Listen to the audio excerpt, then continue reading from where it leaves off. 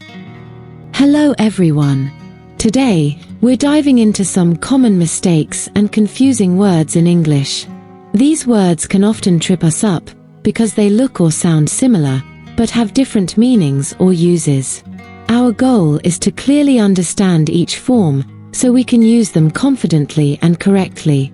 Pay close attention to the spelling, meanings, and examples, and let's see how well you can use these words by the end of the presentation.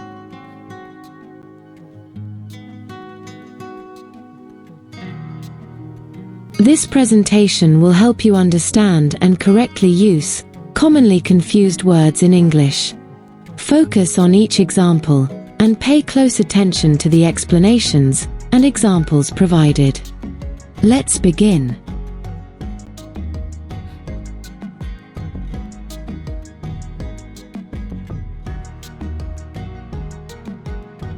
Review the spelling and meaning of each form. Focus on understanding how they differ in usage and pronunciation. Ingenious, ingenuous.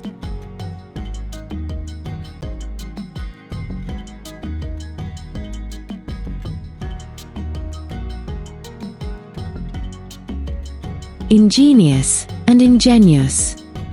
Two words sound similar but mean very different things. So, let's break it down. If someone is ingenious, it means they're clever and full of original ideas. Think of someone who finds a smart way to solve a problem, like a creative inventor or a clever student in a tricky situation. Now, if someone is ingenuous, it means they're open, honest, and maybe even a little naive. Picture a child giving a sincere answer. They're not trying to trick anyone, just being truly honest. So remember: ingenious, smart, and inventive. Ingenuous, honest, and innocent. Two different vibes, don't mix them up.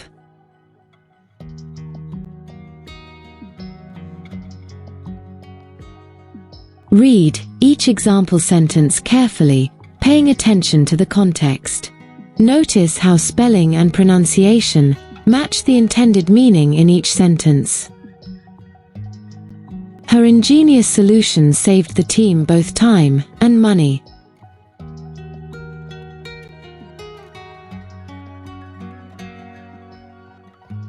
Oscar gave an ingenuous reply, unaware of the tricky nature of the question.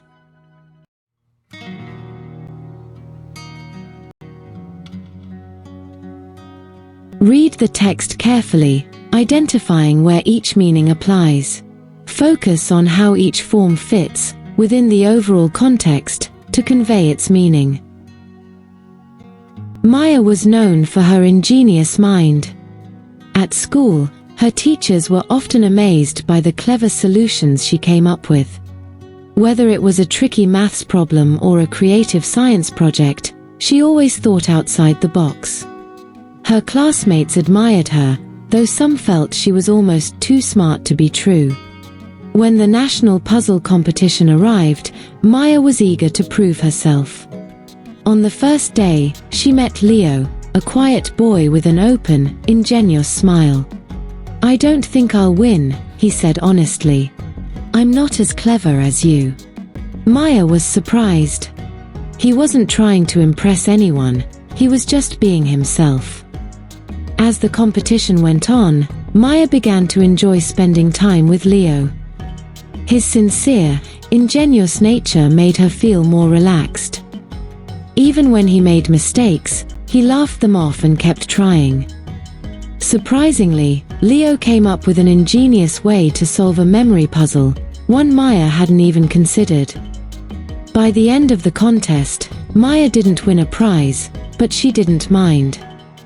She had gained something even better, a new friend.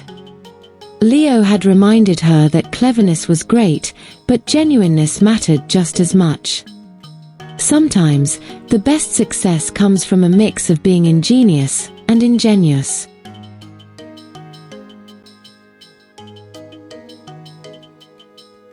Answer each true or false question based on the meanings and examples you reviewed.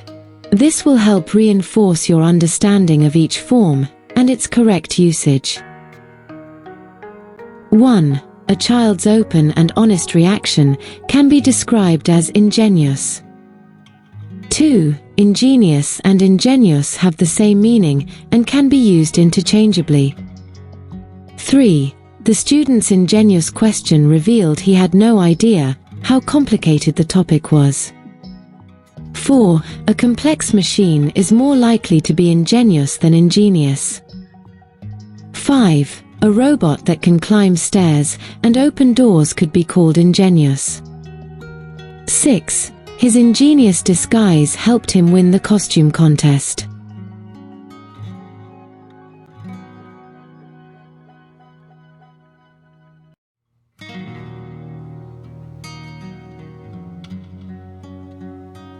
Read the sentences and select the appropriate form based on context. 1. The engineer came up with an ingenious way to reduce energy waste. 2. Zendaya was too ingenious to suspect he was lying to her. 3. Only an ingenious person could have come up with such a unique invention. 4. Romeo appeared ingenuous, but he actually knew exactly what he was doing. 5. The little boy's ingenuous compliment made the teacher laugh. 6. Their ingenious approach helped save time and money during production.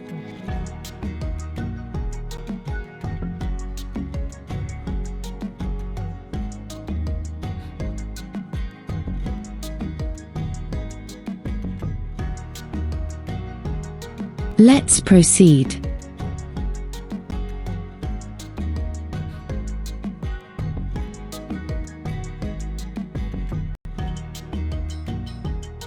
Review the spelling and meaning of each form. Focus on understanding how they differ in usage and pronunciation. Illegible, unreadable.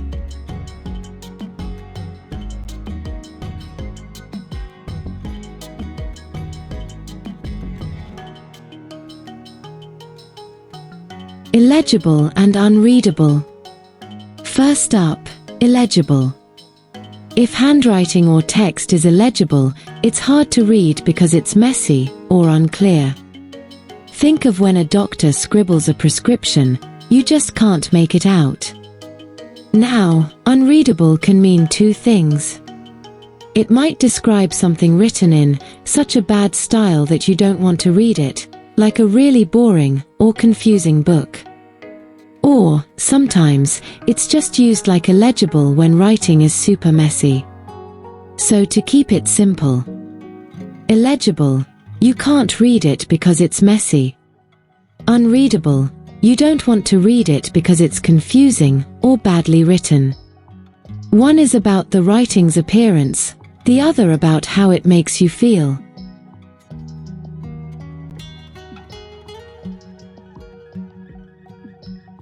Read each example sentence carefully, paying attention to the context.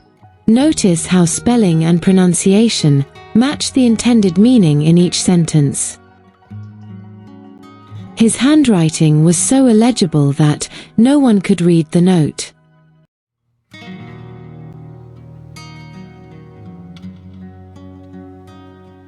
The novel was so boring and confusing that it became unreadable after a few pages.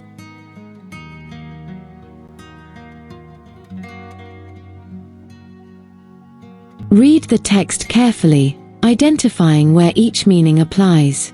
Focus on how each form fits within the overall context to convey its meaning. Esther found an old leather-bound journal while cleaning her grandmother's attic. Excited, she flipped it open, only to find that most of the handwriting was completely illegible. The letters were tangled like scribbles, and she couldn't make out a single sentence. She brought it downstairs and showed her grandfather. "Oh, that's your great-aunt's journal," he chuckled. Her handwriting was always illegible, even to her. Esther laughed, but she was still curious about what it said. She kept flipping through the pages, trying to find something readable. Occasionally, she found a sentence or two she could decipher. Then she reached a section that was clearly written, but still difficult to understand. The grammar was messy, and the ideas didn't seem to connect. "This part is legible," Esther sighed, "but it's unreadable." Her grandfather nodded, amused. "That sounds just like your great-aunt." Despite the challenges, Esther typed up the few parts she could understand. Some bits were still illegible, others simply unreadable, but a few gave her glimpses into her family's past. In the end, the journal turned out to be more than just words. It was a messy but meaningful piece of history.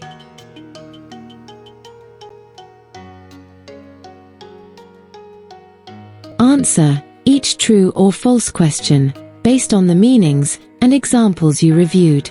This will help reinforce your understanding of each form and its correct usage. 1. A messy signature on a contract can be described as illegible. 2. Illegible and unreadable always refer to the same problem with text. 3. A novel full of clichés and poor grammar might be described as illegible. 4. A boring, overly complicated book might be unreadable, even if the text is clear. 5.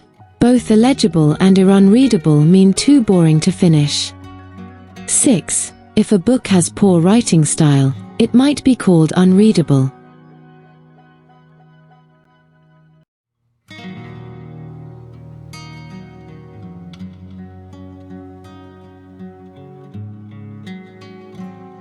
Read the sentences and select the appropriate form based on context.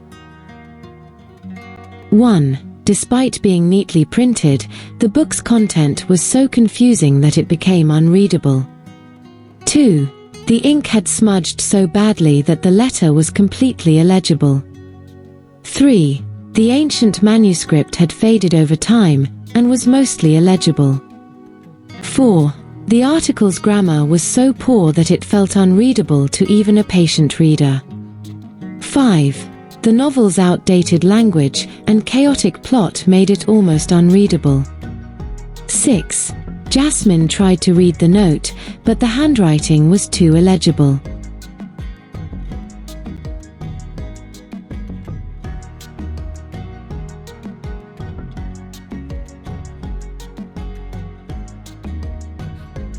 Great job, everyone! Now you've completed the lesson. You've explored meanings, examples, and even tested yourself with true, false, and practice questions.